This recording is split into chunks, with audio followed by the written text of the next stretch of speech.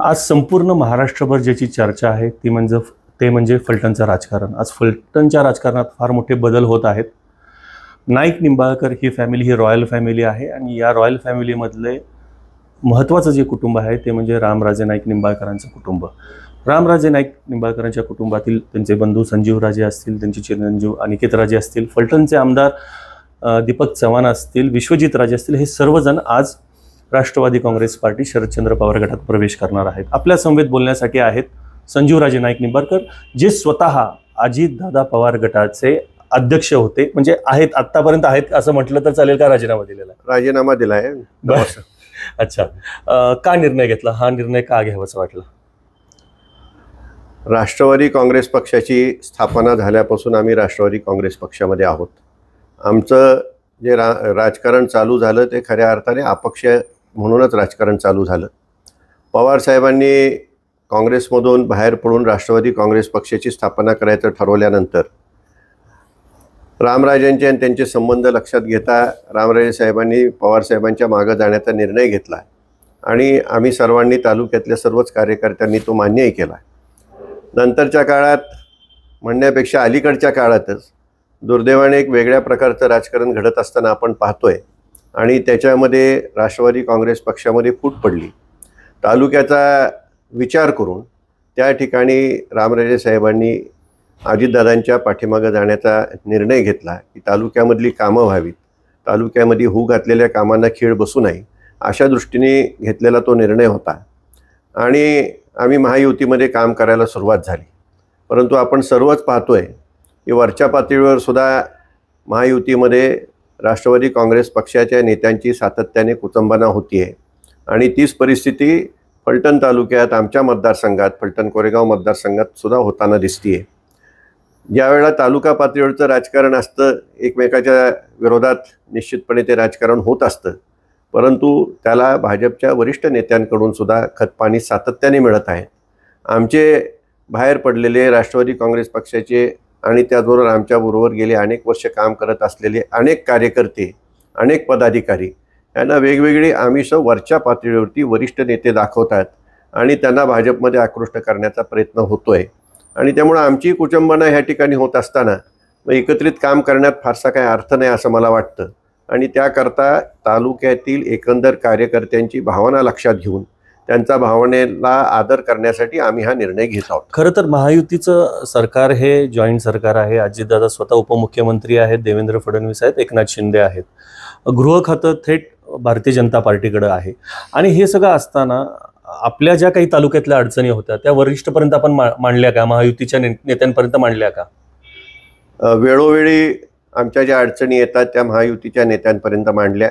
या ठिकाणी अजितदादा आदरणीय तटकरे साहेब फलटणला आले होते, त्यावेळेला कार्यकर्त्यांनी सुद्धा ह्याच अडचणी त्यांच्या समोर मांडल्या, पण आपण पाहतोय की वरती त्यांचीच कुचंबना होत असताना त्या ठिकाणी खाली आम्ही काम करत असताना आणि आमच्या कार्यकर्त्यांची त्या ठिकाणी वेगवेगळ्या प्रकारचे दबाव त्या ठिकाणी सातत्याने येताना दिसत आहेत आणि त्यांची सुद्धा कुचंबना होताना दिसते आणि त्यामुळेच आम्हाला हा निर्णय घ्यावा लागत आहे आणि आम्ही राष्ट्रवादी काँग्रेस पक्षाच्या समवेतच आदरणीय पवारसाहेबांच्या समवेतच ज्या पक्षापासून आम्ही सुरुवात केली, ज्या नेत्यापासून आम्ही आमच्या राजकारणाला सुरुवात केली त्याच्याच पाठीमागे उभं राहण्याचा निर्णय घेतला। फलटणचे विद्यमान जे आमदार आहेत या आमदारांच्या बाबतीमध्ये थेट अजितदादांनी 100 इथं उमेदवारी जाहीर केली होती। आता आमदार राजीनामा देऊन शरदचंद्र पवार गटाकडे जात आहेत, तर नेमका आता तुमचा उमेदवार इथं कोण असणार आहे आणि कसं असणार आहे त्याच्या बाबतीत काय सांगाल आपण? आम्ही शरद पवार साहेबांच्या नेतृत्वावर विश्वास ठेवून आम्ही विनाट पवार साहेबांच्या नेतृत्वावर विश्वास ठेवून त्यांच्याबरोबर गेलेलो आहोत। पक्षामध्ये जो काही निर्णय सर्व कार्यकर्ते आणि त्यांच्याशी चर्चा करून जो काही निर्णय होईल त्या निर्णयाबरोबर आम्ही असणार आहोत। खरं तर तुमचं कुटुंब एक संघ मानलं जातं, म्हणजे तिन्ही भाऊ असतील, म्हणजे रामराजे असतील, संजीवराजे असतील, रघुनाथराजे, हे एक दिल एक मनाने इथं चालतं। म्हणजे खरं तर अनेक कुटुंबांमध्ये आपण बघितलं तर भावाभावांचा वाद असतो, परंतु ही सर्व भाऊ आहेत ही एकत्र आहेत। फक्त आजच्या या सगळ्या प्रक्रियेमध्ये रामराजे कुठं दिसत नाहीयेत, म्हणजे रामराजेंचा प्रवेश आज होणार नाहीये, त्याच्या बाबतीत काही टेक्निकल अडचण आहे आणि नेमकं काय कारण आहे संजीवराजे सांगतील? आणि हा जो आम्ही आज निर्णय घेतोय तो आम्ही सर्व एकत्रित बसूनच निर्णय घेत आहोत। सर्व कार्यकर्त्यांबरोबर चर्चा झालेली आहे। कधी हा अशा प्रकारचा कुठलाही निर्णय घेत असताना कधी रामरायांनी एकट्याने घेतलाय किंवा मी एकट्याने घेतलाय असं कधीही घडलेलं नाही.